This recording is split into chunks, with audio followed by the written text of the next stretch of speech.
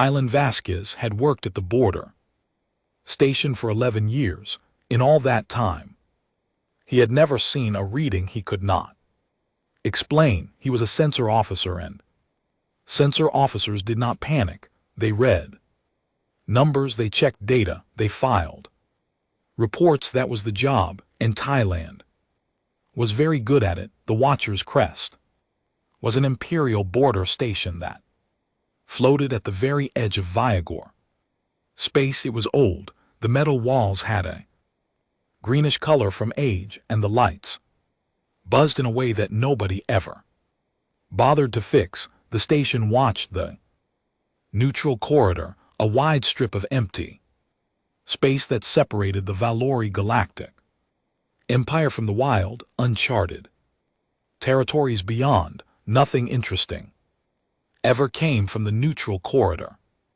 That was what everyone said. That was what everyone believed until today.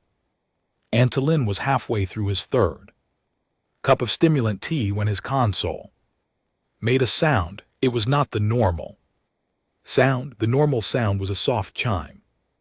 That meant a cargo ship or a lost freighter had wandered too close to the border. This sound was deeper, longer. It was the sound the system made when something very large translated out of subspace. He put down his tea and looked at the screen. The first thing he noticed was the mass reading. It was enormous. The number sat on his screen like a joke someone had played on him. He blinked at it. He leaned closer. The object that had just dropped out of subspace had the mass of a dreadnought class warship. That was not possible. Nobody built dreadnoughts anymore. The Empire had not built one in over 1,000 years because there was nothing in the galaxy that required that much firepower. And the second thing he noticed was the energy output. This was the number that made him put down his tea very carefully and sit up very straight in his chair. The energy reading was 6 times higher than anything in the Imperial fleet. 6 times, not twice, not 3 times, 6. Tail did what any good sensor officer would do. He assumed his equipment was broken. He ran a full recalibration on his sensor array. This took 4 minutes. During those 4 minutes he told himself that the border station was old. The equipment was old, and old equipment sometimes gave bad readings. This was normal. This was fine. There was nothing out there that could produce those numbers, nothing in the known galaxy. The recalibration finished. He ran the scan again. The numbers were the same. His hand moved to the communication panel and he pressed the button for Commander Salon's quarters. It was the middle of the night cycle, and he knew she would not be happy about being woken up. But Thailand had a rule: when the numbers did not make sense, you told someone who outranked you. That way, when everything went wrong, it was their problem. Commander Drea Salon arrived on the sensor deck 12 minutes later. She was Chelith, which meant she was tall, thin, and covered in a hard shell that clicked when she walked. She had 4 arms, and she used all of them to express how unhappy she was about being awake. This had better be worth my sleep, Vask, she said. Her voice was like dry leaves scraping together. I am not sure what it is worth, Commander, Tylan said. He pointed at his screen. But I have checked the readings twice. Sulen leaned over his shoulder. She was quiet for a long time. Tylan could hear the clicking of her mandibles, which meant she was thinking or angry. With Chelith, it was hard to tell the difference. Run a full spectral analysis, she said. I want to know what that thing is made of. Tylan ran the analysis. The results came back in pieces, and each piece made the situation stranger. The hull of the Unknown ship was made of a steel. Titanium alloy which was primitive. No advanced species use steel anymore. But layered over the steel was a carbon nanoweave of extraordinary density, and beneath that was something the database could not identify. The computer labeled it unknown crystalline lattice and offered no further explanation. Steel, Sulan said. She said the word like it tasted bad. So who builds a warship out of steel? Someone who started with steel and kept building on top of it, Tylan said quietly. Sulan looked at him. She did not like that answer. She did not like it because it implied something she was not ready to think about, a species that started with primitive materials and layered advanced technology on top of them, was a species that had evolved very quickly, too quickly. Has it transmitted anything? She asked. Not yet. Wait, Tylan's console chimed again. The ship's transponder is syncing with our translation systems now. They watched the screen together. The translation software worked through the signal, converting the unknown language into Galactic Common. It was rough. The grammar was wrong in several places, but the message was clear enough. UNS Prometheus, Terran Unified Navy, we're requesting open dialogue. Sulan read the message 3 times, then she turned to the junior officer at the station behind them. Pull up the species registry. Search for Terran. The junior officer was a young Vori with nervous eyes. He searched the database and found the file quickly. It was small. Snort's most Tier 9 species files were small because there was not much to say about civilizations that had not yet left their own planet. Terran, the junior officer read aloud, also known as Humans, Home World Earth, Sol System, Outer Territories, Classification, Tier 9 Pre-Space Flight Primitive, Last Survey 197 standard years ago. Technology level at time of survey: chemical propulsion rockets, fossil fuel combustion, early nuclear fission. Notes: the species shows moderate intelligence but is heavily divided into competing tribal nations, a no unified government, no space-faring capability.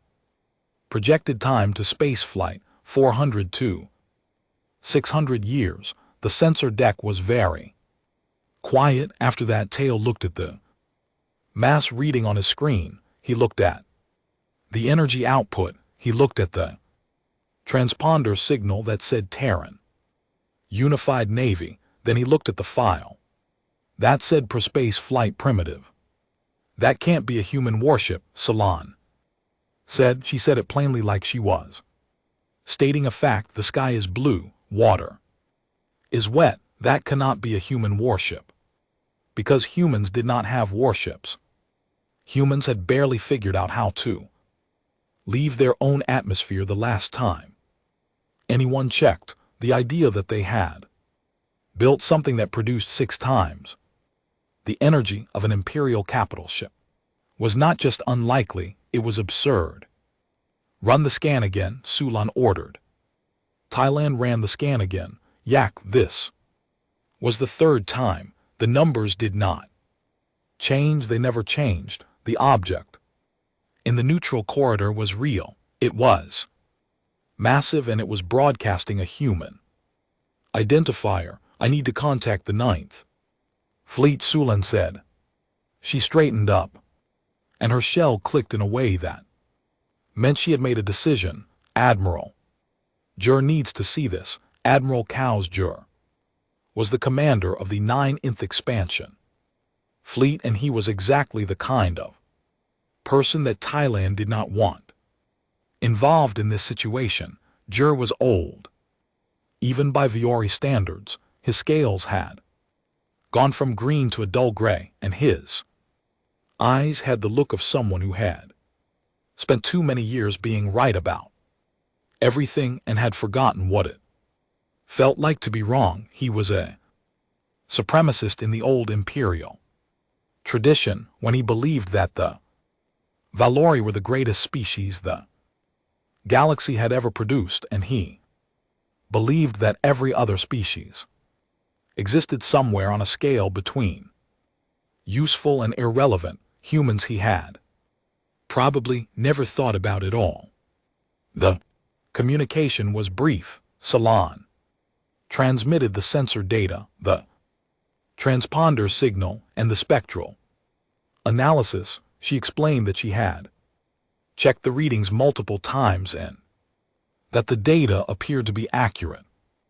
Admiral Jur's response came back 14 minutes later. He was laughing. Thailand could hear it in the audio message. The old admiral was actually laughing. Commander Sulan, Jur said, and his voice had the sound of someone explaining something obvious to a child.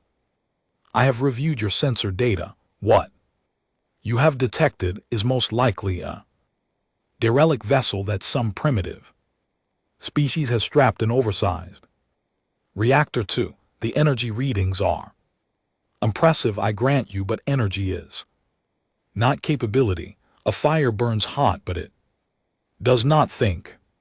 These humans, if that is what they truly are, have probably built themselves a very large, very loud toy and are now flying it around the galaxy, hoping someone will be impressed. There was a pause in the message. Then Jur continued, I am dispatching patrol Group 7 to intercept 12 Cathari class cruisers. Should be more than sufficient to escort these primitives back to whatever corner of space they crawled out of. If they resist, Commander Vin has my authorization to use appropriate force. This matter does not require further attention from this command.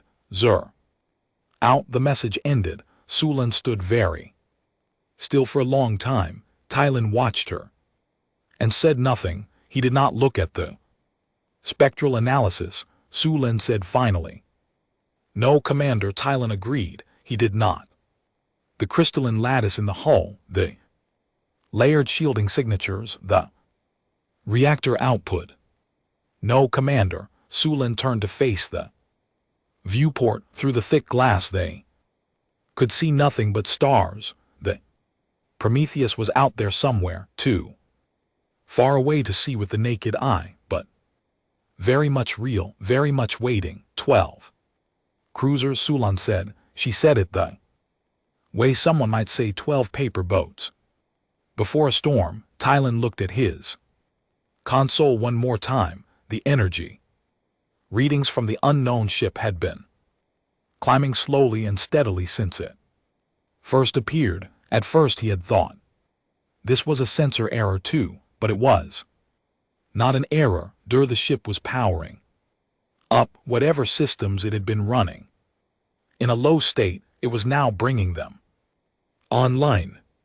The numbers climbed higher and higher, and Thailand realized with a cold feeling in his stomach that what they had been reading was the ship at rest, idle, sleeping. Now it was waking up. Somewhere out in the dark between the stars, 12 Valori cruisers were making the jump to the neutral quarter. Their crews were probably joking about the mission, escort duty for some primitives who had gotten lost. Easy work, maybe. They would be back in time for the evening meal. Thailand picked up his tea. It had gone cold. He drank it anyway, because he had a feeling it was going to be a very long night. On his screen, the energy readings continued to climb. The Prometheus was waiting. Quentin and Patrol Group 7 had no idea what they were flying toward. In the halls of the Watcher's Crest, Commander Sulian walked back to her quarters. She did not sleep. She sat on the edge of her bed and stared at the wall and thought about a species that had gone from burning dead plants for fuel to building a ship that made the entire Imperial fleet look like children's toys. She thought about how they had done it in less than 200 years.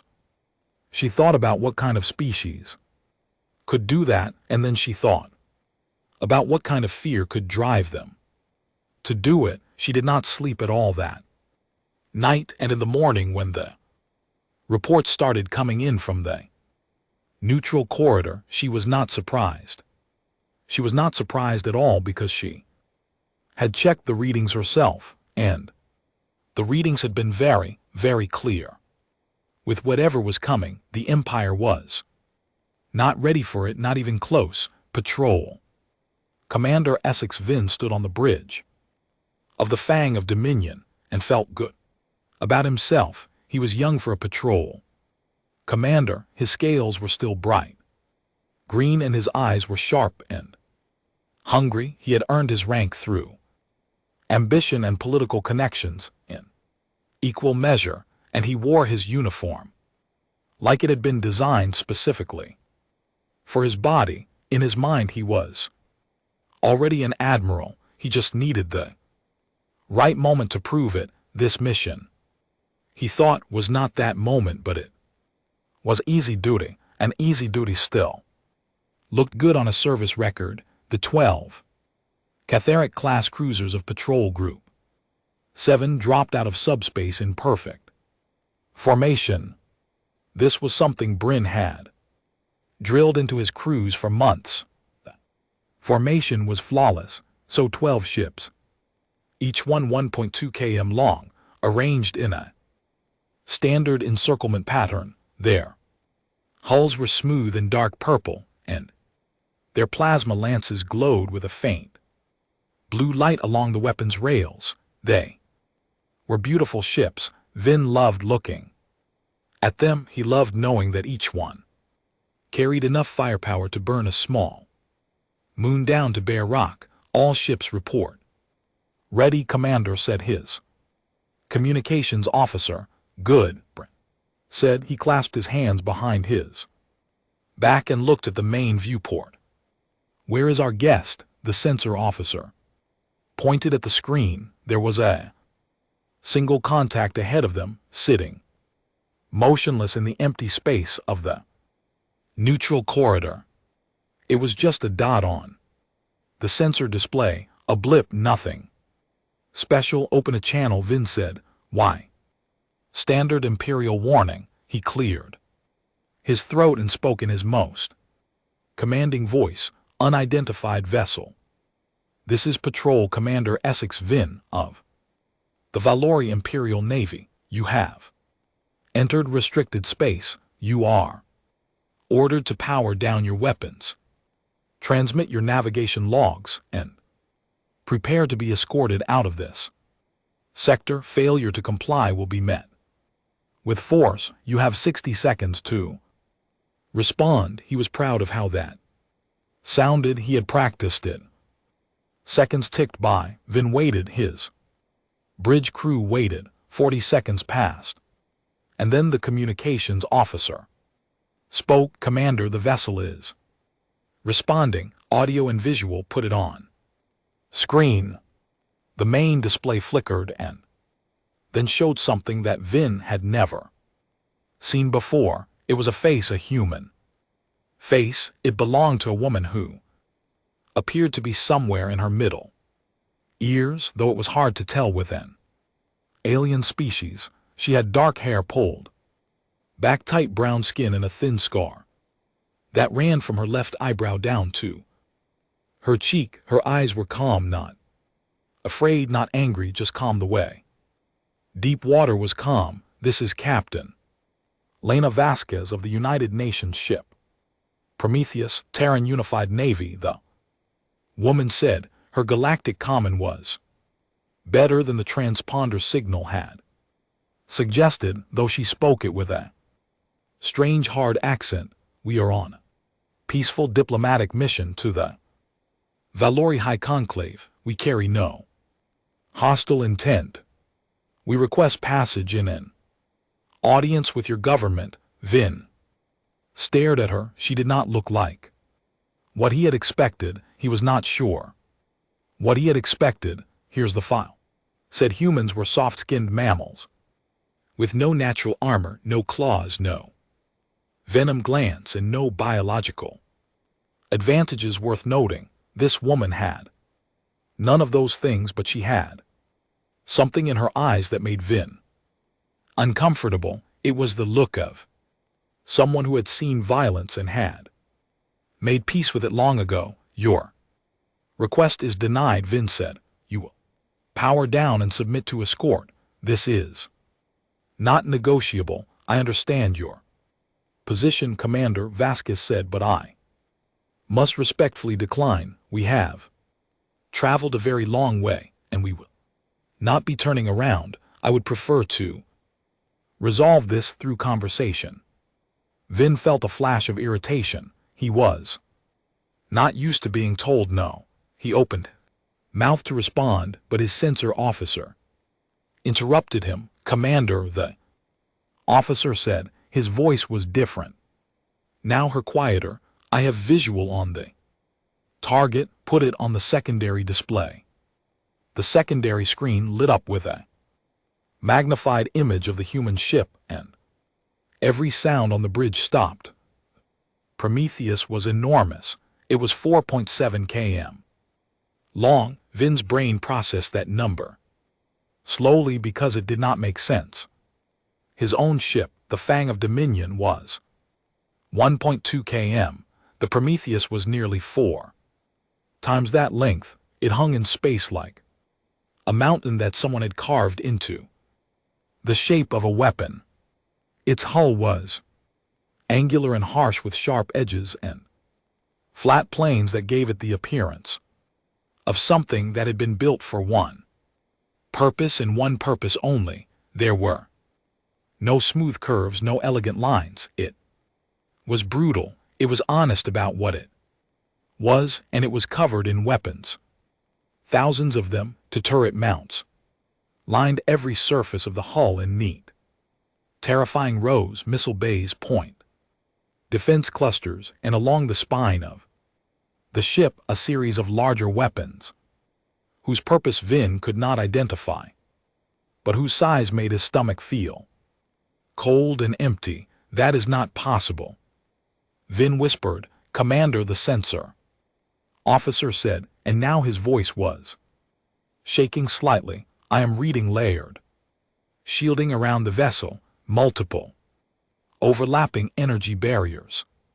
Our records show that layered shielding is a theoretical concept. No species has ever successfully deployed it. What about their reactor? Contains stellar fusion. Commander, the reactor output is he paused. He checked his numbers. He checked them again. The reactor output is approximately 6 times greater than our most powerful capital ship. Bridge was silent. 1,200 crew members across 12 ships, and nobody was making a sound. Vin looked at the Prometheus on his screen. He looked at his 12 cruisers arranged around it in their perfect formation. He felt like a man who had brought a knife to a fight and then discovered that his opponent had brought a volcano, but he had his orders. Admiral Jur had authorized the use of force, and Essex. Vin had not climbed this far by hesitating. All ship, he said. Fire. Warning volley. Plasma lances 15% power. Target the space directly ahead of the vessel. 12 cruisers fired simultaneously. Blue-white beams of plasma energy lanced across the void, converging on a point just ahead of the Prometheus. It was a standard warning shot designed to demonstrate capability and resolve. The beams hit the Prometheus's shields, on and vanished, not deflected, not scattered. They simply disappeared. The energy was absorbed into the shield matrix and was gone. Vin's sensor officer made a sound that was somewhere between a gasp and a whimper. The shields absorbed our fire, Commander, he reported, all of it. Shield strength has not decreased. It has increased by 3%. The ship is converting our weapons fire into stored energy. Bryn felt the blood drain from his face. He had shot at the human ship, and he had literally made it stronger. The communications console chimed. Captain Vasquez appeared on screen again. She looked exactly the same as before. Calm, patient. We will count that one as a greeting, she said. The next one we won't. Vin's first officer, a scarred veteran named Toth, leaned close to him and spoke quietly. Commander, I strongly recommend we contact Admiral Jur and request new orders. This is not what we were told to expect. Vin should have listened. Any reasonable officer would have listened. But Vin was not reasonable in that moment. He was embarrassed. He was embarrassed that his warning shot had been swallowed like it was nothing. He was embarrassed that an alien woman was looking at him from her screen with an expression that was dangerously close to pity, and he was embarrassed that his bridge crew had seen all of it, all. Ship, Vin said, and his voice was tight and hard, full broadside all. Weapons fire, 12 Catharicus cruisers unleashed everything they had, plasma lances at full power, kinetic accelerators, missile batteries. The combined firepower of Patrol Group 7 was enough to crack the crust of a planet. The void between the cruisers and the Prometheus turned white with energy, and for a moment no one could see anything at all. Then the light faded. Prometheus was untouched. Its shields shimmered faintly like the surface of a lake after a pebble had been tossed into it, nothing more. And then the ship moved. It should not have been able to move the way it did. It was 4.7 km long and had the mass of a small asteroid. Ships that size move slowly and deliberately like great beasts turning in deep water. That was how physics worked. That was how the universe worked. The Prometheus did not care about any of that. It accelerated so fast that half the sensor displays in the patrol group glitched trying to track it. One moment it was ahead of the formation, the next moment it was between the cruisers, reweaving through the encirclement like a fish sliding between rocks in a stream. Point defense turrets on its hull swatted away incoming missiles without any apparent effort, the way a person might brush crumbs off a table. The remaining plasma beams bent around the ship's shield geometry and dissipated into nothing. The entire engagement lasted 11 seconds. In those 11 seconds, the Prometheus had repositioned itself to the center of the formation, surrounded by all 12 cruisers, and had not fired a single shot. It had simply shown them that it could go wherever it wanted, and there was nothing they could do about it. On the bridge of the Fang of Dominion, Vin gripped the railing in front of him so hard that his claws left marks in the metal. Commander, the sensor officer said. His voice had gone very flat. Which was what happened when someone's brain decided that emotions were no longer useful. Their shields are at 97%. Our entire barrage reduced their shield strength by 3%.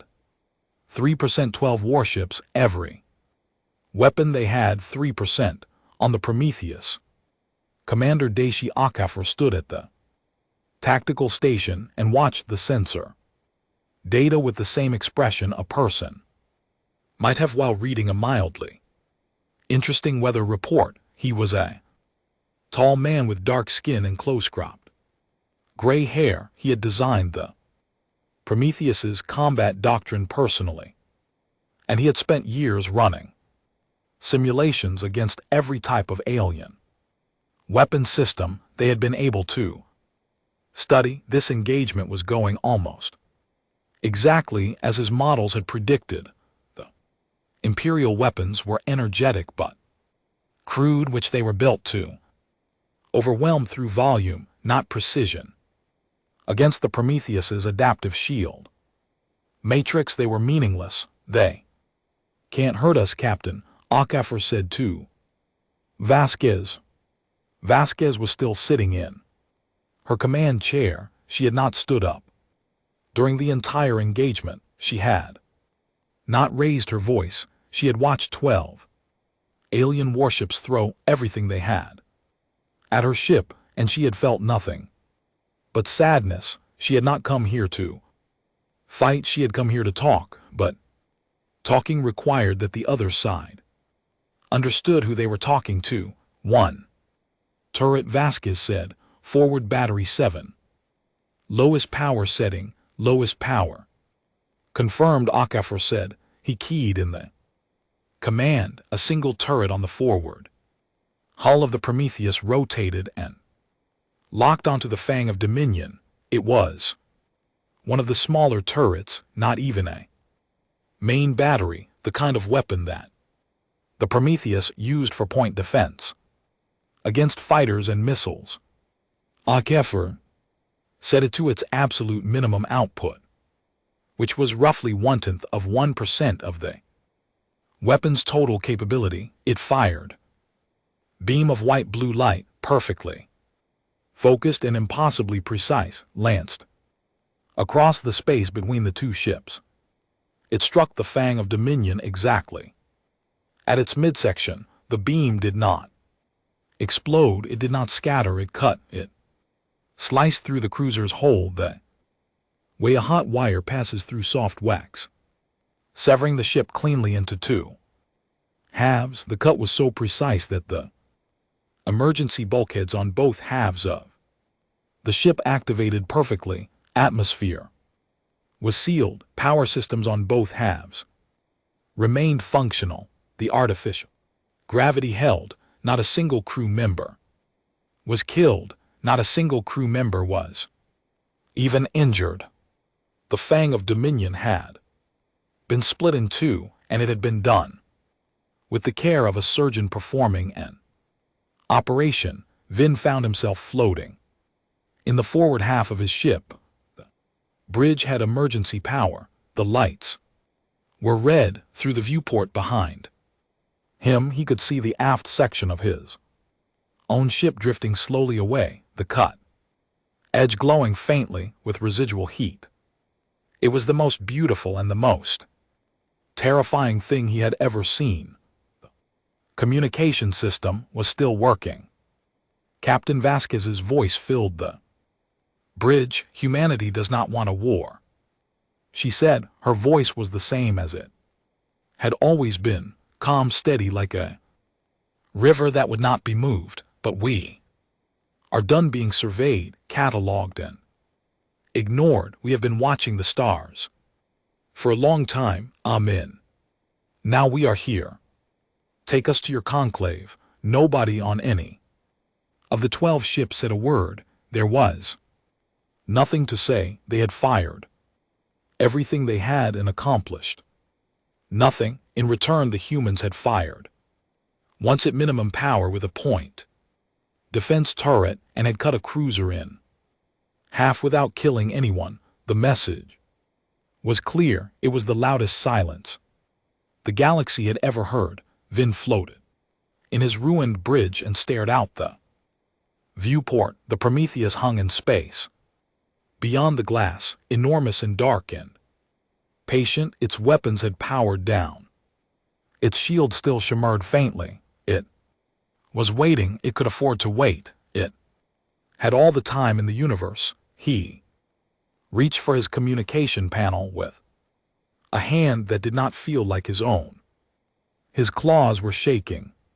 His whole body was shaking. Could he open a channel to Admiral Jur's flagship and spoke 3 words that would change the history of the galaxy? Send everyone now. Then he closed the channel and sat in the red emergency light of his broken ship and tried to understand what had just happened. 200 years, that was all.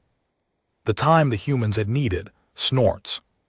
200 years from burning dead plants to this, to a ship that treated the best weapons in the galaxy like rain on a window. What kind of species could do that, and more importantly, what kind of species would choose not to use that power to destroy? The Prometheus could have wiped out all 12 cruisers in seconds. Vin knew that now with absolute certainty, but it had not done that.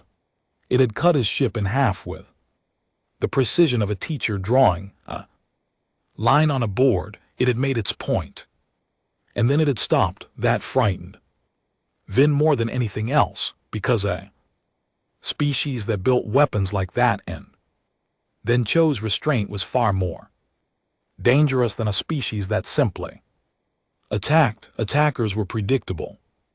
Their limits were visible, but a species that could destroy you completely and chose not to, you could never know their limits. You could never know when they might change their mind. The Prometheus waited in the dark, and somewhere far away, Admiral Jur was receiving the message. He would listen to it. He would hear the fear in Bryn's voice, and for the first time in a very long career, the old admiral would realize that the universe was not what he had thought it was. It was much, much bigger than that. And the humans were in it now, and the High Conclave of the Viore Galactic Empire met in a chamber that was older than most civilizations. It was built into the heart of the capital world. Viore Prime, carved from a single piece of living crystal that grew and shifted with the centuries. The walls glowed with a soft amber light. The ceiling was so high that clouds sometimes formed beneath it. 1,000 seats were arranged in a great circle, and in those seats sat the representatives of 100 species who had built an empire that stretched across 3 galactic arms. They were afraid.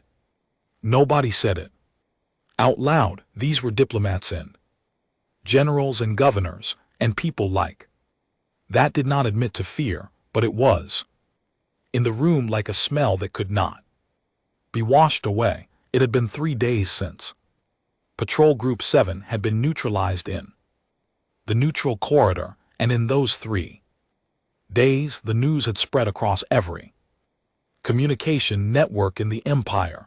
A human warship, a single ship, it had shrugged off the combined firepower of 12 cruisers and then cut one of them in half with a weapon set to its lowest power. The sensor data had been verified 17 times. Nobody believed it the first time, or the second, or the fifth. By the 17th verification, the disbelief had turned into something much worse. Admiral Jur had mobilized the entire 9th expansion fleet. 800 warships now formed a blockade across the neutral corridor, their weapons hot and their crews nervous, but the Prometheus had not moved. It sat in space like a stone in a river, letting the current flow around it, untroubled and unmoved. And then the humans had sent a shuttle. Conclave speaker Orthman stood at the center of the great chamber and watched the human ambassador walk through the entrance. Orth was Dravathi, which meant he looked like a tree that had decided to start walking. He was ancient. His bark skin was cracked with age, and his branch-like arms moved slowly, as if every gesture cost him effort. He had led the conclave for 400 years, and in all that time he had never seen the chamber this quiet. The human ambassador was a woman named Ililina Zhao. She was small by the standards of most species.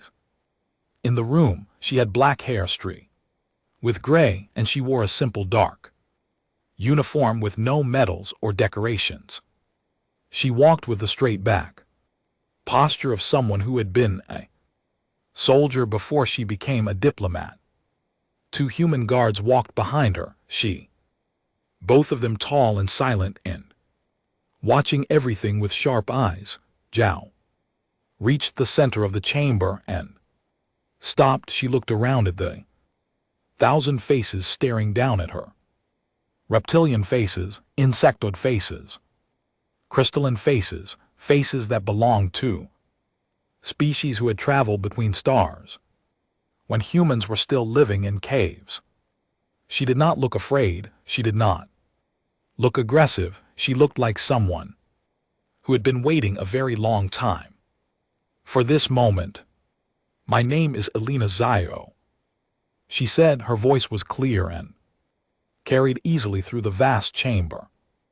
"I am here as the representative of the Terran Unified Government and the 7 billion people of Earth. I carry a message and I carry a gift." She held up a small object. It was a crystal about the size of a closed fist, and it glowed with a faint blue light. "Now this is a data crystal," Zio said. "It contains a full technical readout of the ship that your Navy encountered 3 days ago, UNS Prometheus. It also contains a complete overview of the Terran Unified Navy's current military capabilities. We are giving you this information freely and without conditions." A murmur went through the chamber. Speaker Orth raised one branch arm and the room went quiet again. "Before your analysts review this data," Zio continued, "I would like to tell you a story. I think it will help you understand what you are about to see." She paused, she took a breath, and then she told them.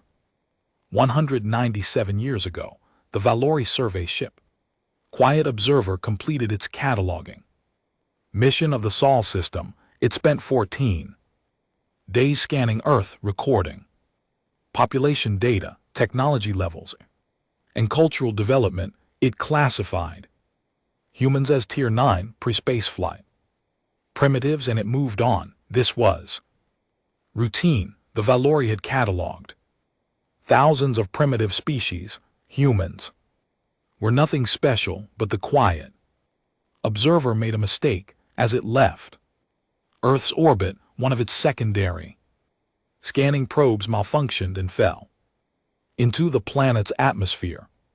It crashed into the Pacific Ocean 4 km below the surface in a trench so deep that no human had ever been there. It sat there for 6 years before a deep-sea research vessel found it by accident.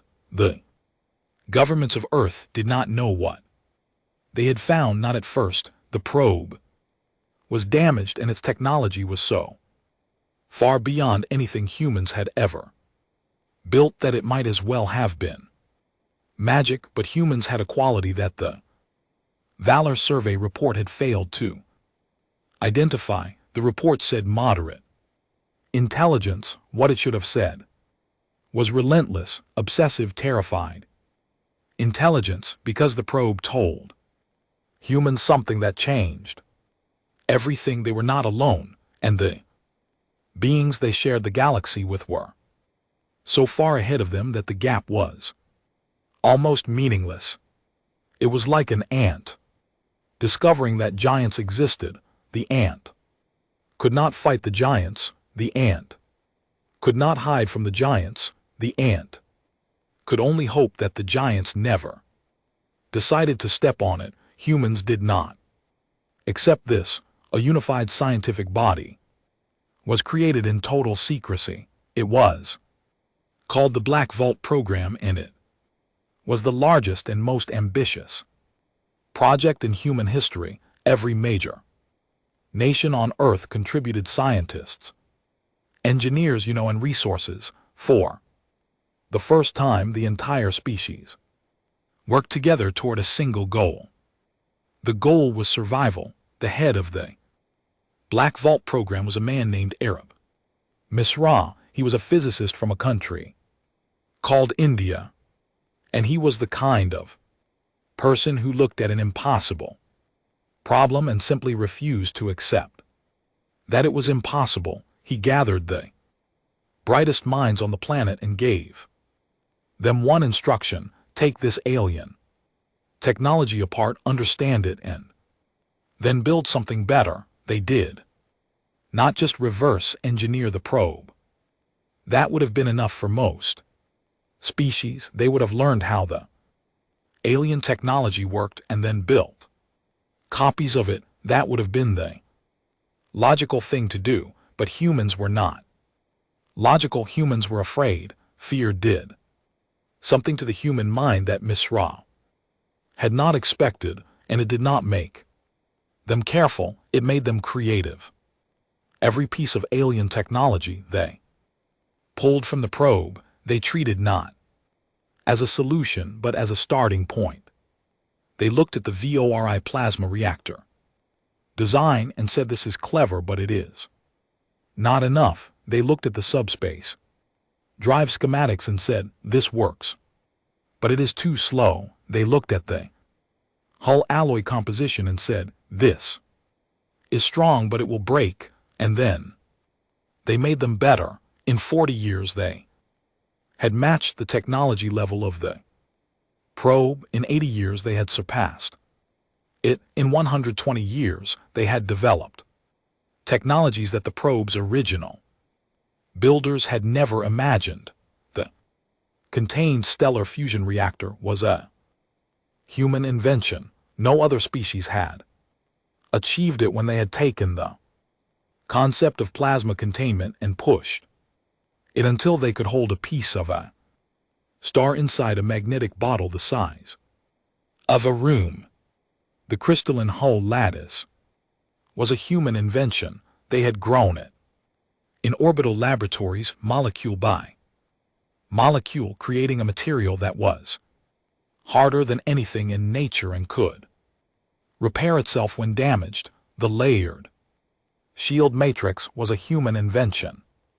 Every species in the galaxy used single layer energy shields. The Valori had theorized that multiple overlapping shields might be possible, but the math had never worked. Human mathematicians made the math work. They did it in a university on a blackboard, and the woman who solved the equation was 26 years old, and they did all of this in silence. No transmissions, no expansion, no colonies, no signals of any kind. For 200 years humanity hid. They built their fleet in the frozen darkness of the Oort cloud, the vast shell of ice and rock that surrounded their solar system, so far from the sun that no one would think to look there. They trained their crews, they tested their weapons, they prepared, and they waited. Zio finished her story, and the chamber was completely silent. No one moved, no one spoke. 1,000 representatives of 100 species sat in their ancient seats and tried to process what they had just been told. Speaker Orth was the first to speak. His voice was low and rough like wind through old wood. You are telling us, he said slowly, that your species went from chemical rockets to stellar-class warships in less than 200 years. Yes, Zio said, that is not possible, and yet here I am. Orth was quiet for a moment. Then he gestured to the conclave's chief analyst, a Valori scientist named Korath, who had been examining the data crystal on a portable console. Kor looked up. His face was the color of old paper. The data is verified, Kor said, his voice cracked on the last word. The Prometheus is one ship in a fleet of 300 dreadnoughts of similar capability. The Terran Unified Navy also fields approximately 4,000 smaller vessels, including destroyers, frigates, and fast attack craft, based on the technical specifications provided any single Terran dreadnought could engage and defeat our entire 9th Fleet. He paused. He looked down at his console. He looked back up. Any single one. He repeated, there are 300 of them. Chamber erupted, 1,000 voices, speaking at once in a dozen languages, all of them saying the same thing in different ways. This cannot be real. This must be a trick. This must be a deception, but it was not a deception. The data was open. The specifications were detailed. The humans had given them everything down to the reactor, schematics and weapons frequencies.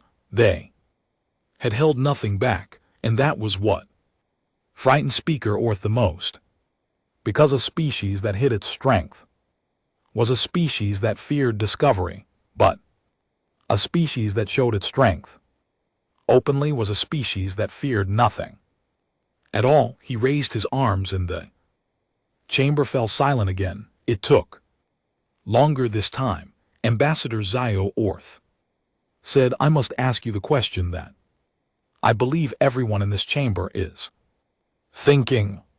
Will you have built the most powerful military force this galaxy has ever seen? You have done it in secret, in silence, in the dark, and now you come to us and you show us everything. And you say you want peace. He leaned forward. His ancient eyes were deep and dark and searching. If you have this power, he said, why come to us in peace? Why not simply take what you want? You could burn our worlds. You could shatter our fleets. You could end our empire in a single campaign. Why are you here in this chamber asking for dialogue, Elena? Zio was quiet for a long moment. She looked down at her hands, then she looked up at the old Drevity speaker. And when she spoke, her voice was different. It was softer, not weaker, just honest in a way that it had not been before. Because we know what it is like to be alone and afraid, she said. We built all of this because we were terrified of you. Every ship, every weapon, every piece of technology we developed came from the same place. Fear. We looked up at the stars and we saw an empire that was 12,000 years old and had catalogued us like insects in a jar. We did not know if you would come back. We did not know if you would decide that our planet was useful and our species was not. So we built until we were sure that nothing in this galaxy could ever threaten us. Again she paused. Snorts. But we did not build all of that to destroy you. We built it so we could stand in front of you as equals and say what I'm about to say. She looked around the chamber one more time. No species in this galaxy should ever have to look up at the stars and feel the way we felt, alone, terrified, wondering if anyone out there cared whether they lived or died. We built a wall around ourselves because we had no choice. Now we are here to make sure that no one else ever has to build that wall, including you. The chamber was silent again, but it was a different kind of silence. The first silence had been shock. This silence was something else. It was the silence of 1,000 people reconsidering everything they thought they knew. In the back of the chamber, in a private booth reserved for military observers, Admiral Cow's Jura sat alone. He had been listening to the entire session through a secure relay. On the console in front of him, the technical readout from the data crystal was displayed in full. He had read every page. He had checked every number. His hands were on the console. They were shaking. Jur was old. He had commanded fleets for longer than most species lived. He had won battles and crushed rebellions and enforced the will of the empire across 1,000 star systems. He had never been afraid of anything.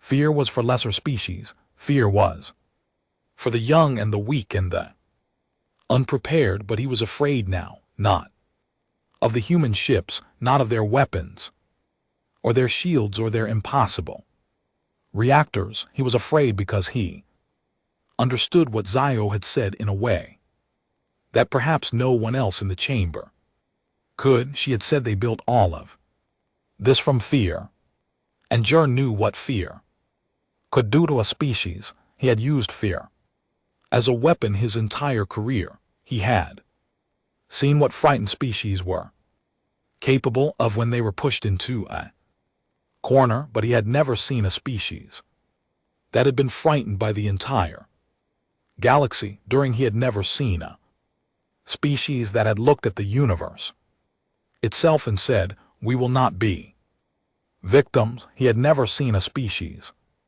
that had taken their terror and forged it into something that could make an empire tremble. He looked at the technical readouts one more time. 300 dreadnoughts, 4,000 support vessels, reactor technology that his own engineers could not even understand, weapons that could cut a cruiser in half at minimum power, and they had done it in 200 years, while his empire had taken 12,000 to reach its current level and had stopped advancing centuries ago because there was nothing left to advance toward. His hands would not stop shaking. Quietly, without telling anyone, he opened a communication channel to the Ninth Fleet. His voice was steady, even if his hands were not.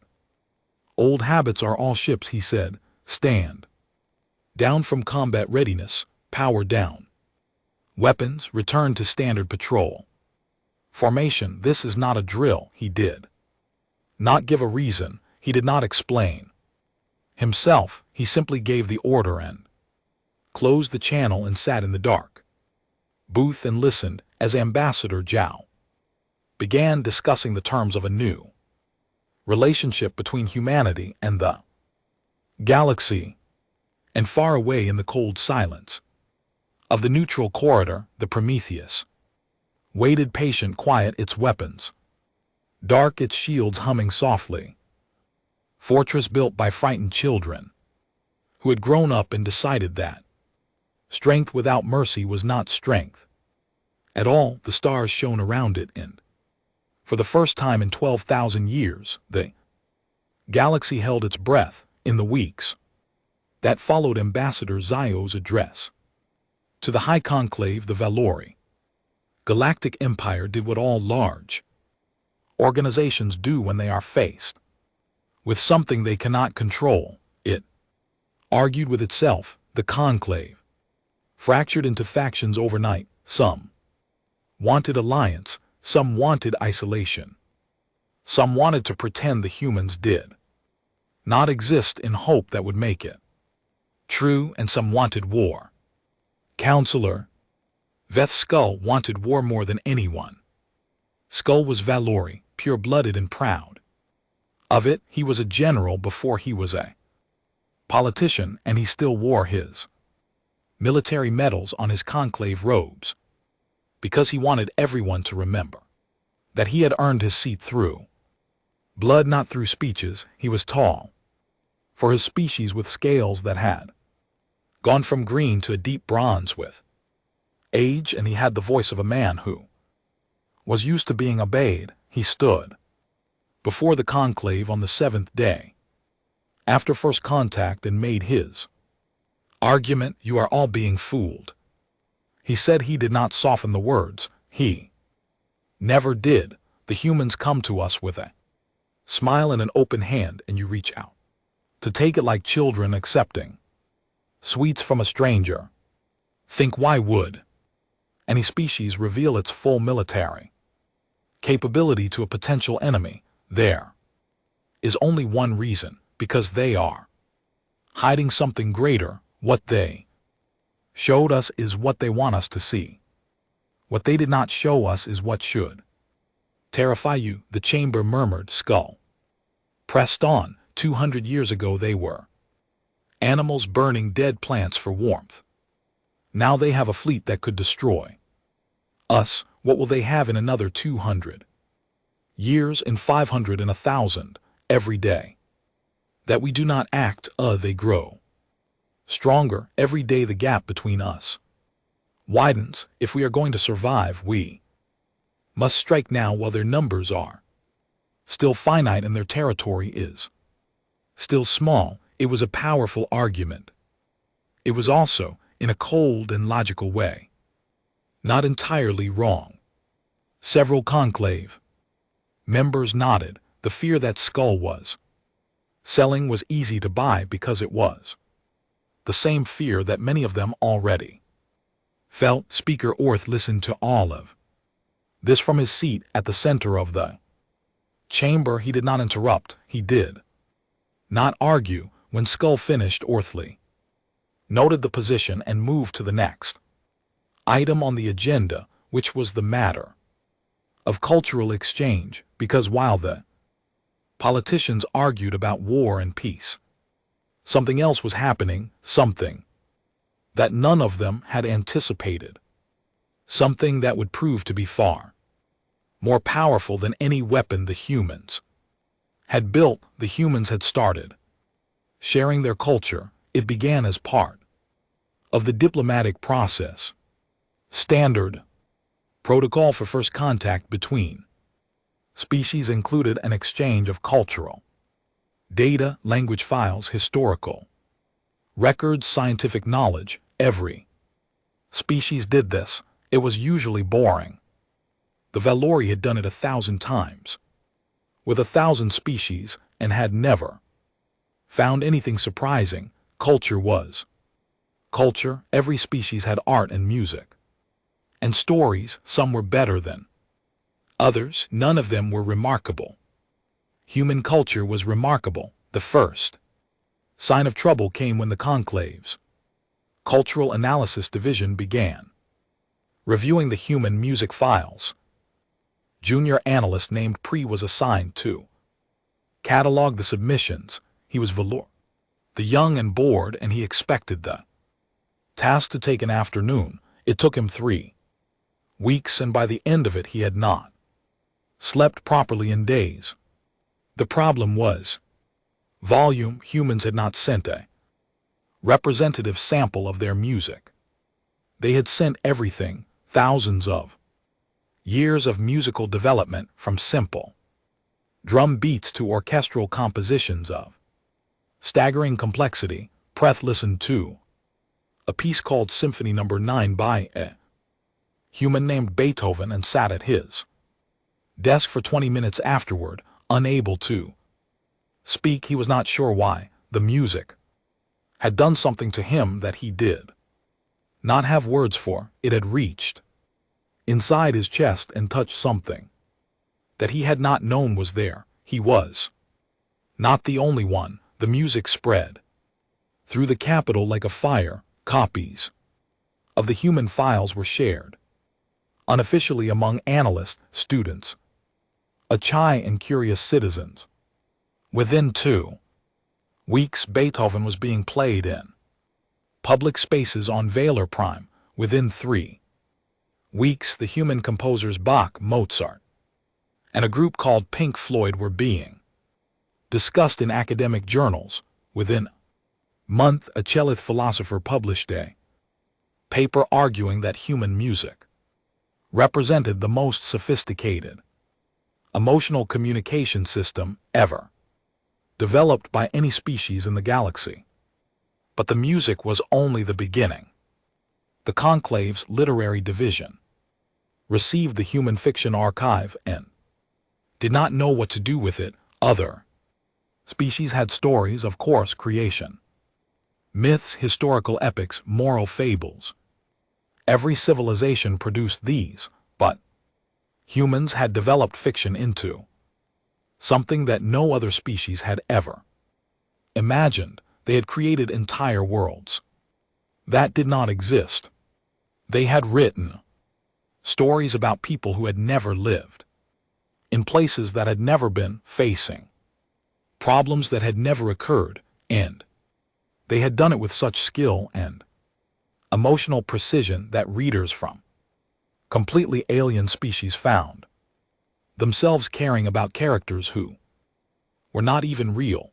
A Dravathi librarian read a human book called Lele Misrab and wept for 3 days. She had never wept before. Dravathi did not weep.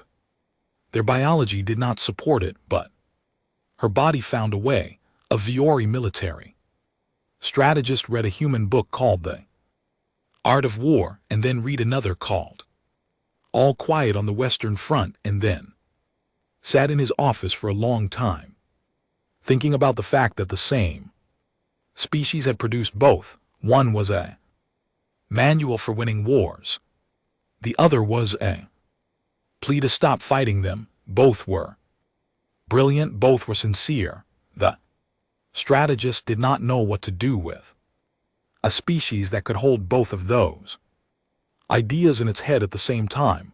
And then there was the humor. The galaxy had humor. Every species had some form of it, but human humor was different in a way that was hard to define. It was sharper, it was darker, it was capable of being cruel and kind in the same sentence. Humans made jokes about death, about suffering, about the meaninglessness of existence, and somehow these jokes made the darkness smaller instead of larger. The Chelith, who had no real tradition of humor in their culture, became obsessed with something called stand-up comedy and started hosting their own open mic nights in the capital.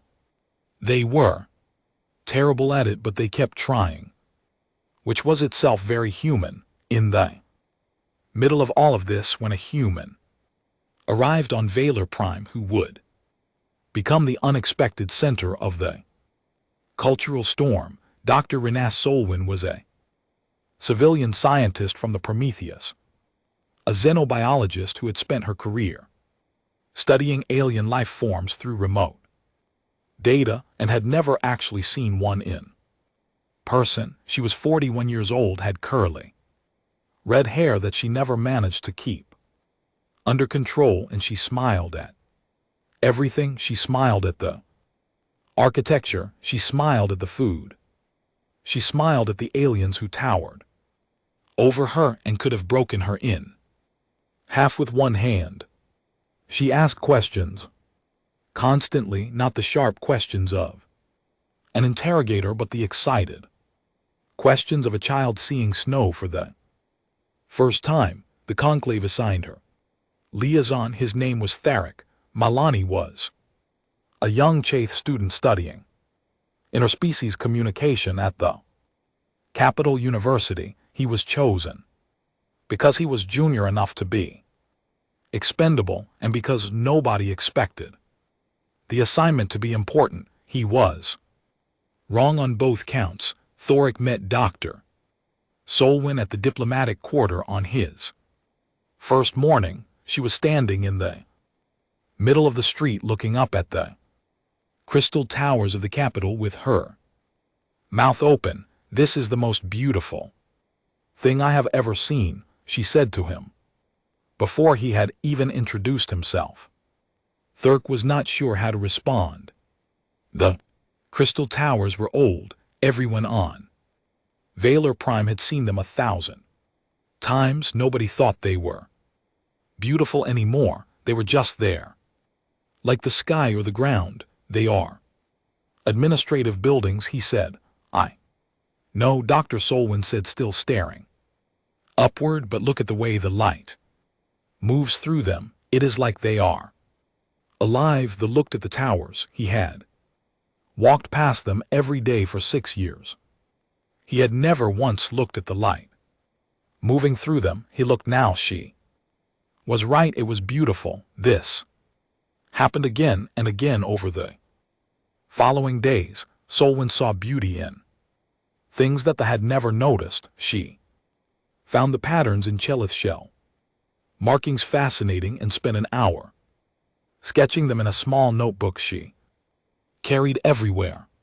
She tasted Valori street food and made sounds of such enthusiastic pleasure that the vendor gave her extra portions for free. She discovered that Dravathi elders hummed to themselves when they were thinking, and she stood near one for 20 minutes, just listening and with an expression of complete peace on her face. Thoric found her confusing. She was a member of a species that had built weapons capable of destroying worlds, and she was delighted by street food. She came from a fleet of warships that could crush the Empire, and she was sketching shell patterns in a notebook. It did not make sense. On the 5th day, Soen gave him a small device. It was a rectangular object that fit in his hand with a single button and a small speaker. It is a music player, she said.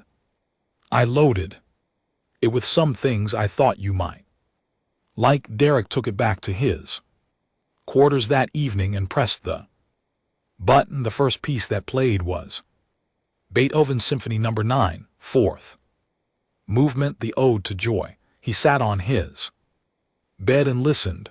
At first he did not understand what he was hearing.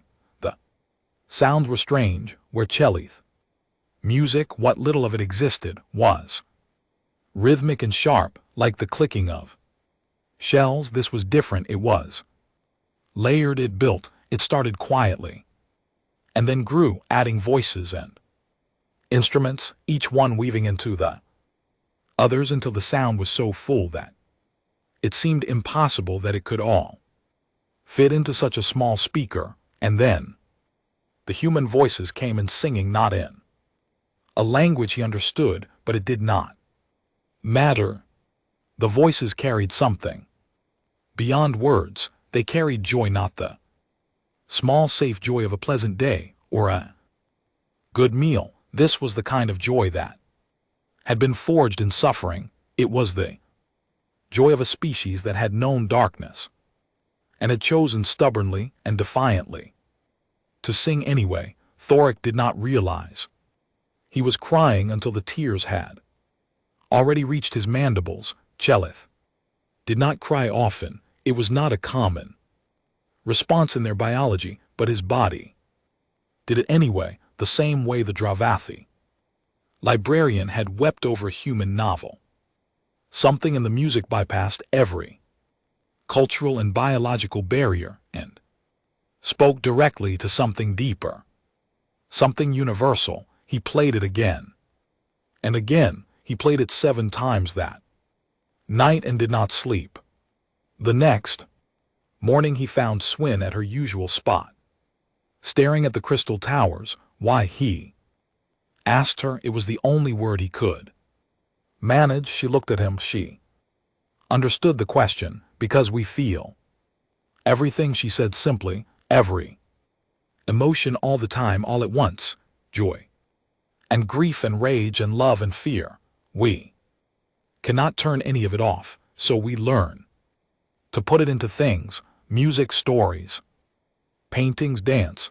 It is how we survive ourselves. Thoric thought about this. He thought about a species that felt everything so intensely that they had to invent art just to keep from being destroyed by their own emotions. And then he thought about that same species building the Prometheus, building 300 dreadnoughts, building weapons that could shatter worlds.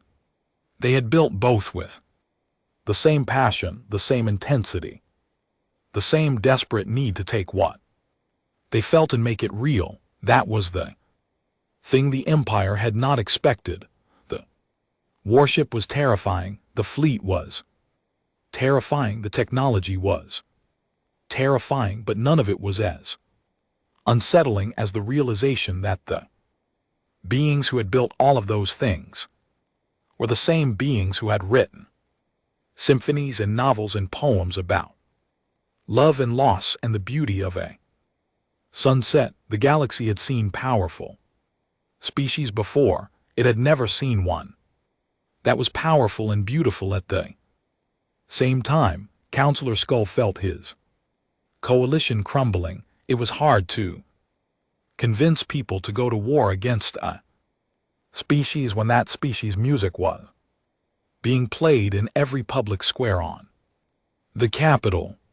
It was hard to call them monsters when their stories were making people weep with recognition, and their humor was making people laugh until they could not breathe. Every day the cultural exchange chipped away at the wall of fear that Skull had been building. He grew desperate. On the 31st day after first contact, Skull made a decision that would define the rest of his life. He met in secret with a group of hardline military officers from the fringe territories of the Empire. These were not conclave members. What they were men and women who believed that the Empire's survival required action, not discussion. Skull gave them access to the old survey data for Earth's solar system, the same data that the Quiet Observer had collected 197 years ago. The humans showed us their fleet, Skull told them, but a fleet must have a home. Strike the home and the fleet becomes a group of orphans with nowhere to return.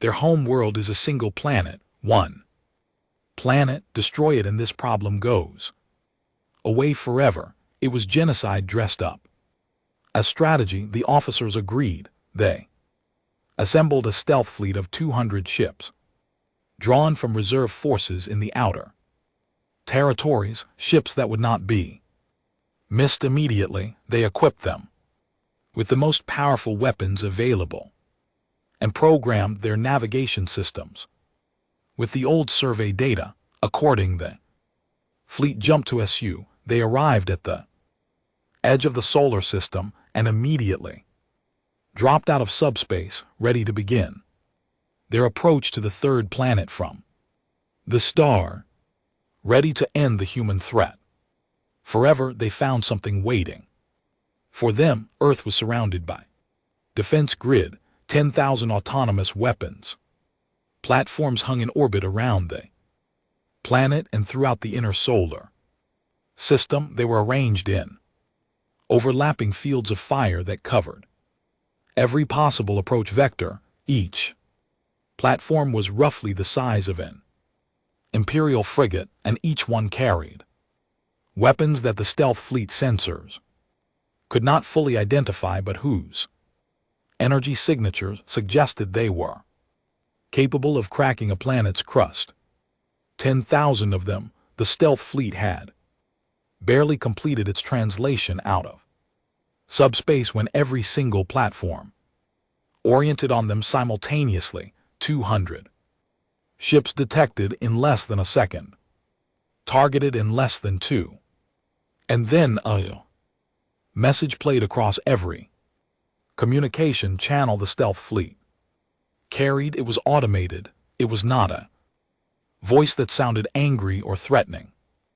It was calm and clear, like a recorded announcement in a transit station. You are seen. You are welcome to leave. You will not be warned again. 200 ships hung in the dark at the edge of a foreign solar system. 200 captains looked at their sensor displays and saw 10,000 weapons platforms pointed directly at them. The math was simple. The math was final. They turned around. Every single ship powered up its subspace drives and jumped back the way it had come. Not one of them fired a shot. Not one of them even considered it. You did not fight 10,000 automated weapons platforms with 200 ships. You did not fight them with 2,000 ships. You did not fight them at all. Skull received the news in his private chambers on Valor Prime. The fleet had returned. They had not fired a single weapon. Earth was untouchable. He sat in his chair and stared at the wall and understood finally what Ambassador Zhao had meant. The humans had not shown the Conclave everything. They had shown the Conclave their fleet, their Dreadnoughts, their offensive capability.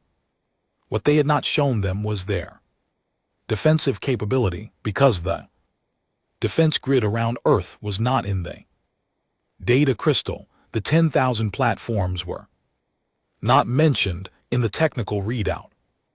The humans had given the Empire their sword to examine. They had kept their shield hidden, and the shield was bigger than the sword. Somewhere on Vor Prime, in a public garden near the university, Turk sat on a bench with his music player and listened to Beethoven for the 43rd time. The sun was setting and the crystal towers were catching the light in the way that Solwyn had taught him to see. He did not know about the stealth fleet. He did not know about the defense grid. He did not know that the galaxy had just been a few minutes away from a war that would have destroyed everything. He just sat and listened to the music and watched the light and thought about a species that could feel everything all at once and had somehow survived it. He thought they might be the bravest species he had ever heard of, not because of their ships or their weapons or their shields, because of the music, because despite everything, despite the fear and the darkness and the knowledge that the universe was vast and cold and did not care about them at all, they had still found a way to sing. Counselor Veith Skull stood in the center of the conclave chamber in chains. They were not physical chains. The Vori did not use physical restraints on their own people. The chains were ceremonial bands of dull gray metal that hung loosely around his wrists and clinked softly when he moved. They were a symbol. They told everyone in the chamber that this man had been judged and found guilty, and that whatever he said next would be the last thing he said as a free person. Skull did not look broken, and he stood straight. His bronze scales caught the amber light of the chamber, and his eyes were clear and hard. He had launched an unauthorized military strike against the sovereign world. He had assembled a secret fleet. He had attempted genocide. The evidence was beyond dispute. His own officers had testified against him. Speaker Orth read the charges in his slow, ancient voice. Each one fell into the silence of the chamber like a stone dropped into deep water. Unauthorized mobilization of imperial military assets, conspiracy to commit acts of war without conclave authorization, attempted destruction of a sovereign home world, violation of the neutral corridor accords. When the charges were finished, Skull was given the right to speak. This was tradition. Every condemned person was allowed final words. He looked around the chamber. 1,000 faces looked back at him. Some were angry, some were sad, some were afraid, but not of him. They were afraid because they knew on some level that what he had tried to do came from the same fear that lived in all of them. He had just been the one foolish enough to act on it. "I'm not sorry," Skull said. His voice was steady. "I will not apologize for trying to protect this empire. You can call me a criminal. You can call me a warmonger. You can lock me away until my scales turn to dust.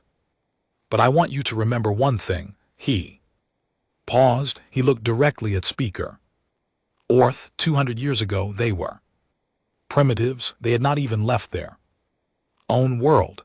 In 200 years, they built a fleet that can destroy us. 200 years. He let the words hang in the air.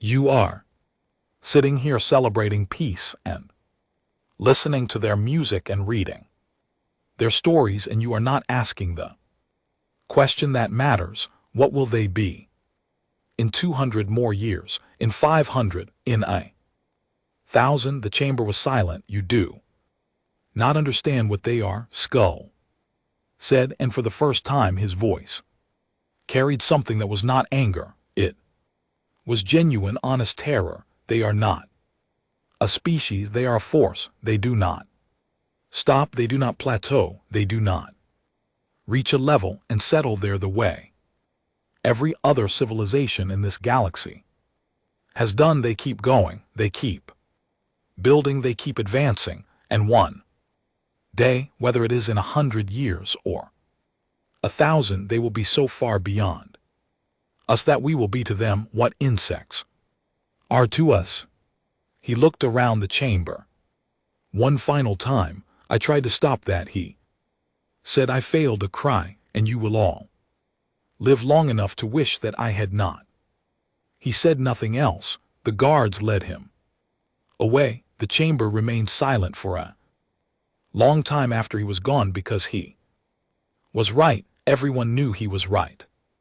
Not about the genocide, that was monstrous, and no one in the chamber would defend it, but the question he had asked was real, and it sat in the center of the room like a crack in the floor that everyone was trying to step around.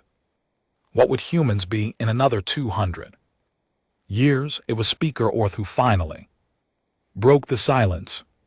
He rose from his seat, slowly, his old bark skin creaking, and he spoke in the voice of someone who had lived long enough to know that fear was the worst possible foundation for a decision. Counselor Skull asked the right question. Orth said, "What will they humans become?" "I do not know, and none of us can know, but I know this: the answer to that question depends on what we do next. If we treat them as enemies, they will become enemies. If we try to contain them, they will break free and remember that we tried. If we ignore them, they will grow beyond us in the dark, just as they did before." He looked around the chamber. "Or we can do something that this empire has never done in 12,000 years. We can treat another species as an equal.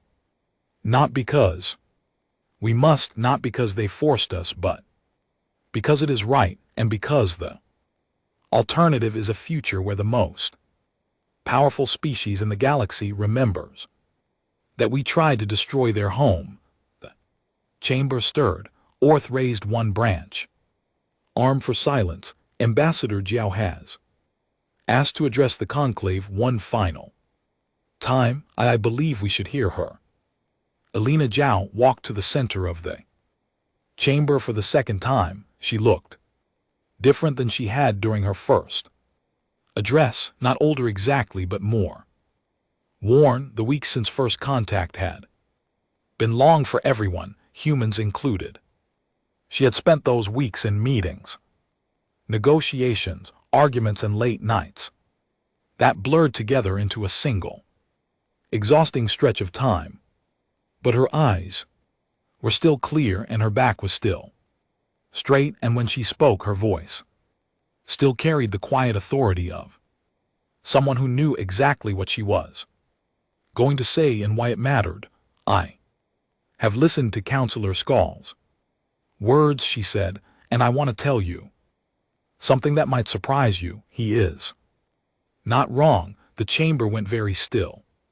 "Humanity will continue to advance," Jiao said. "We will develop new technologies.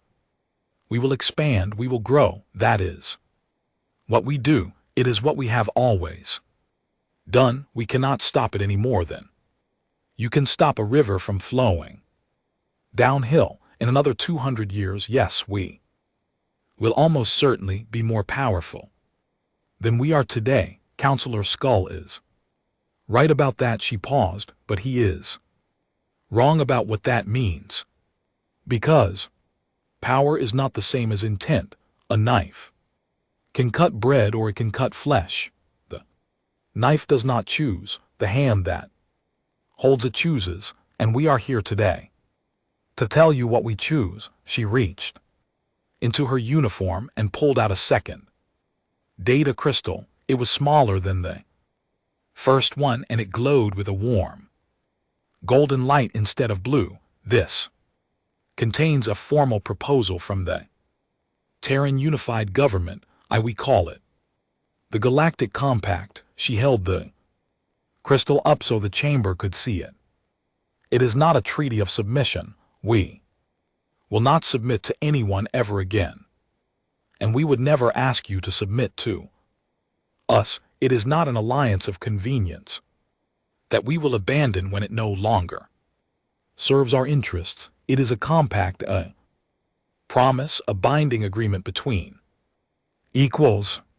She set the crystal down on the podium in front of her. The terms are simple. Humanity will share its technology with every signatory species, freely and without conditions. Our fusion reactors, our shield systems, our medical advances, everything we have, built in 200 years of fear and determination, we will give away. Any species that signs the compact will have access to everything we know. A murmur of disbelief rippled through the chamber. Muhil waited for it to pass.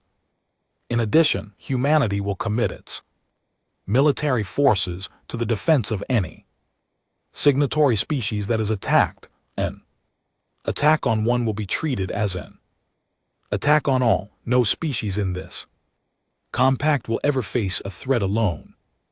She paused again. This was the moment she had been building toward. The room could feel it. In return, we asked for one thing. She looked around the chamber, meeting as many eyes as she could. Never catalog a species as beneath you again. The words were simple, they were quiet, and they hit the chamber like a physical force. No more Tier 9 classifications, Zio said. No more surveying a world and writing primitive in a file and flying away. No more looking down at a species that has not yet left its planet and deciding that they do not matter, because we were that species and we were the ones in the file, and we remember how it felt. Her voice did not waver, it did not rise, it stayed exactly where it was, calm and clear, uncertain. Every species matters, every world matters, every civilization that is struggling to build its first fire or launch its first rocket matters, because you do not know what they will become. You did not know what we would become, and if we had been less lucky, if we had not found that probe, we might still be on Earth right now, looking up at the stars and wondering why no one ever came back. She stepped back from the podium. That is our offer: technology protection, partnership in exchange for the promise that this galaxy will never again treat a young species as something to be filed away and forgotten. That is what humanity wants, Sriyan. That is all we have ever wanted. Speaker Orth was quiet for a long time. The amber light of the chamber moved slowly across his bark skin, and his ancient eyes were wet with something that Dravathi did not have a word for. Finally he spoke. Ambassador Zhao, you come from a species that was terrified of us. You built weapons that could destroy everything we have built in 12,000 years, and now you stand before us and offer to give it all away. Forgive an old man for asking, but I must understand why. Why would you surrender the very advantage that makes you untouchable? Zhao smiled. It was a small smile, tired and real and warm. Because we have been the ones looking up at the sky, she said, terrified and alone, wondering if anyone out there cared whether we lived or died. We spent 200 years building a wall around ourselves because we had no choice. But a wall keeps you safe, and it also keeps you alone. We are tired of being alone. Speaker, we are tired of being afraid.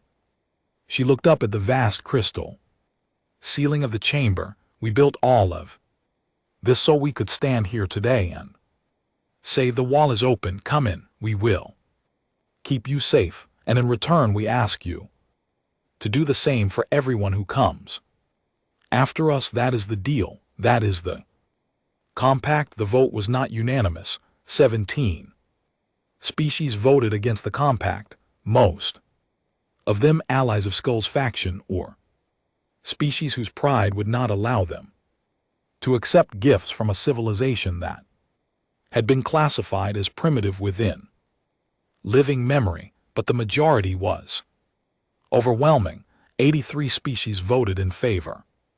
The Galactic Compact was signed in the amber light of the conclave chamber, and when it was done, Speaker Orth and Ambassador Gile clasped hands at the center of the room, and the chamber erupted in a sound that had not been heard there in a very long time. Applause, not polite formal applause. Real applause, the kind that comes from relief and hope, and the feeling that maybe, just maybe, things were going to be better than they had been before. The news spread across the galaxy like light in the months that followed. Everything changed. Human engineers arrived on a 100 worlds, sharing fusion technology with species that had been using plasma reactors for millennia. Medical teams brought treatments for diseases that had plagued alien civilizations for centuries. Agricultural scientists helped terraform barren moons into gardens. Yet educators developed cross-species learning programs that allowed children from different worlds to study together, and the humans kept advancing. Skull had been right about that. They did not stop. Within the first year of the compact, human researchers had already developed improvements to their own fusion reactors, and they shared those improvements immediately. Within 3 years, they had cracked a problem in subspace physics that had stumped the Empire scientists for 800 years, and they published the solution openly, free for anyone to use. But something else happened that no one had predicted, not even the humans themselves. The other species started advancing too. Exposure to human creativity, human problem solving, human stubbornness, and refusal to accept that anything was impossible. It was contagious. Valori scientists who had not published original research in centuries began experimenting again. Chelith engineers who had been content with existing designs began pushing boundaries. Drevi philosophers who had settled into comfortable traditions began asking uncomfortable questions. The galaxy was waking up, not because humanity had forced it to, but because humanity had reminded it of something it had forgotten, that the universe was full of mysteries, and that solving them was the most exciting thing a thinking being could do. 50 years passed on a space station that floated between 3 star systems in a region of space that had once been the neutral corridor. A university had been built. It was one of the first institutions created under the Galactic Compact, and it had grown into the largest center of learning in the galaxy. Students from every signatory species attended classes together, ate meals together, argued and laughed, and struggled together. Professor Thrak of the Chelith stood at the front of a lecture hall on the university's central campus. He was old now. His shell had gone from the smooth dark brown of youth to a lighter cracked pattern that showed his age. He moved more slowly than he once had, and he used a cane made from a piece of Dravathi heartwood that a friend had given him decades ago.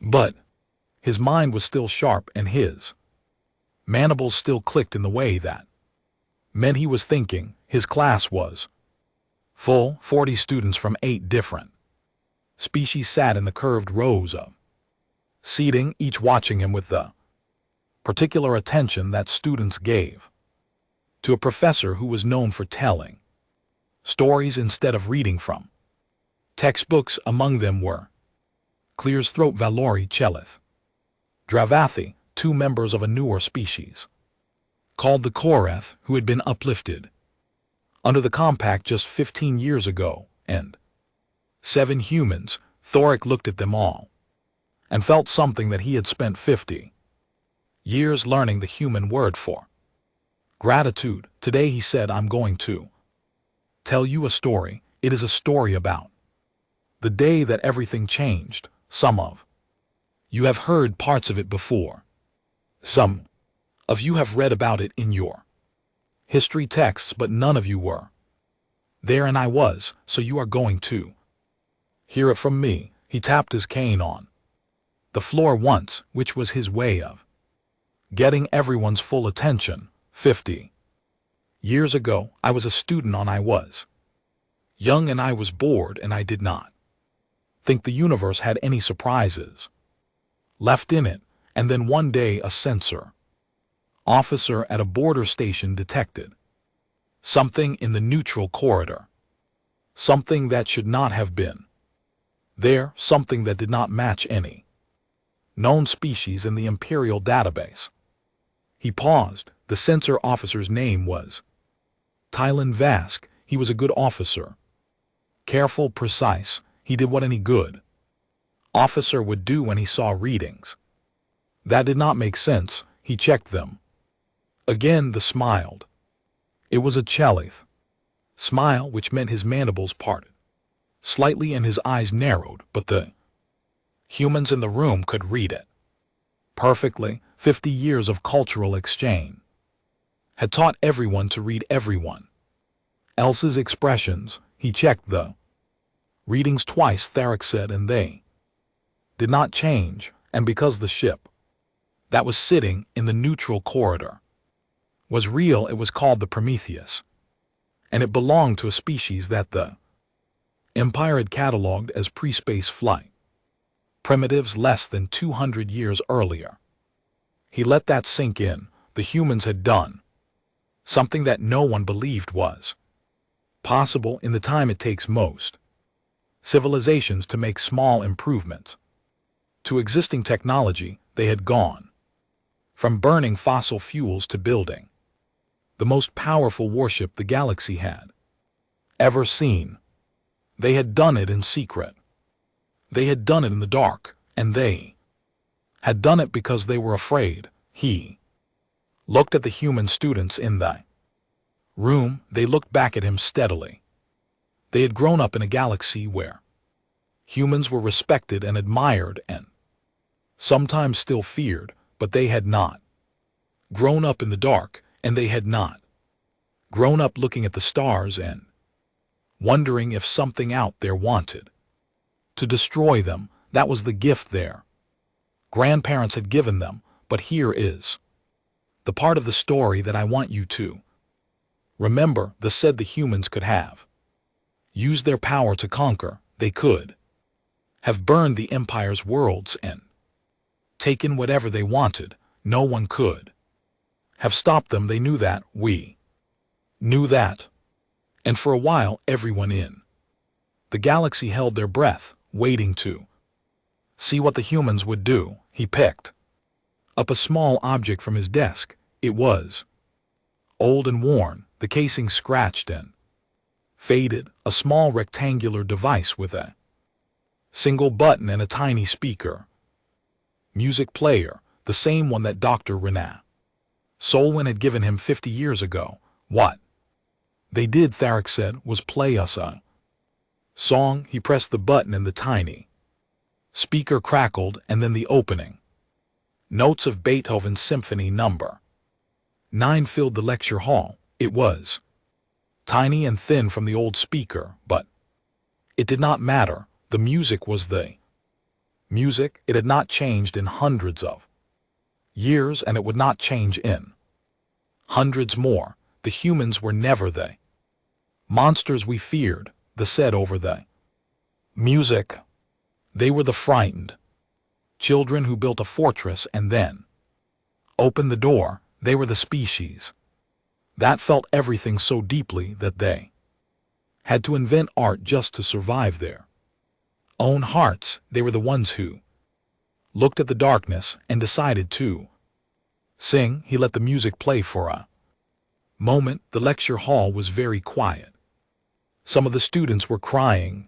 The Korath students who were new to human music had gone completely still, and their large dark eyes wide with something that they did not yet have words for, but would spend the rest of their lives trying to understand. That is the story, Thuric said. That is the story of how one ship changed the galaxy, not with its weapons, not with its shields, not with its impossible reactor.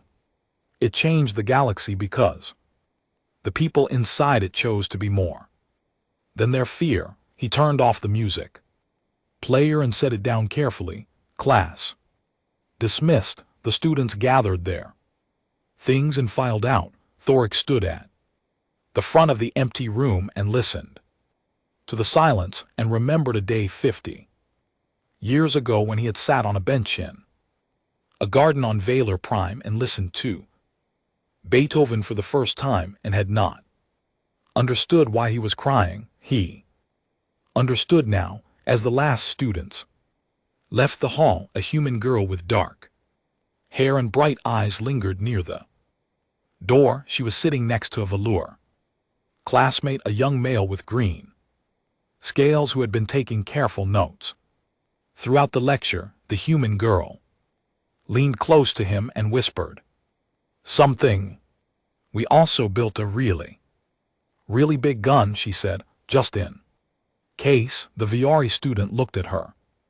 Then he laughed. It was a real laugh, the kind that came from the belly and shook the shoulders and made the person next to you laugh too. The human girl grinned. They walked out together into the wide corridor of the university station where students from 8 species were heading to their next classes, or the cafeteria, or the observation deck where you could watch 3 suns set at the same time. The corridor was loud with voices in a dozen languages. Sheena, and somewhere in the distance someone was playing human music on a speaker, and somewhere else a Chelith student was attempting to tell a joke that he had heard from a human friend, and he was getting the timing wrong, but everyone was laughing anyway. The galaxy was not perfect. It would never be perfect. There were still disagreements and tensions and species that did not trust each other, and old wounds that had not fully healed. But it was better. It was so much better than it had been, and it had all started with a single ship, a single reading on a sensor display that did not make sense, a sensor officer who checked the numbers twice, and a species that had been afraid of the dark and had decided against all reason and all logic and all probability to light a fire so bright that the whole galaxy could see it. The Prometheus was a museum ship now. It floated in orbit above the university station, preserved exactly as it had been on the day it entered the neutral corridor. Students visited it on field trips. They walked its corridors and touched its hull and tried to imagine what it must have been like to be aboard it on that first day, when the whole galaxy was an unknown and the only thing between humanity and oblivion was the ship beneath their feet. On the observation deck of the Prometheus there was a plaque. It had been placed there by Captain Lena Vasquez on the day the ship was decommissioned. It was simple, just a few words engraved in steel, because humans had always loved steel, even after they learned to build with crystals and light. The plaque read, "We were afraid we built this, then we Open the door. Term is the crew of the UNS Prometheus on behalf of humanity. Below the plaque, someone had taped a small handwritten note. Nobody knew who had put it there or when. It had been there for years, and no one had ever removed it. The note said, P.S. The guns still work, and far below the station, the stars burned on as they always had, as they always would, but they did not look the same as they once had. They did not look cold and distant and indifferent anymore. They looked like a neighborhood, and humanity was finally, after all those years of fear and silence and building in the dark, finally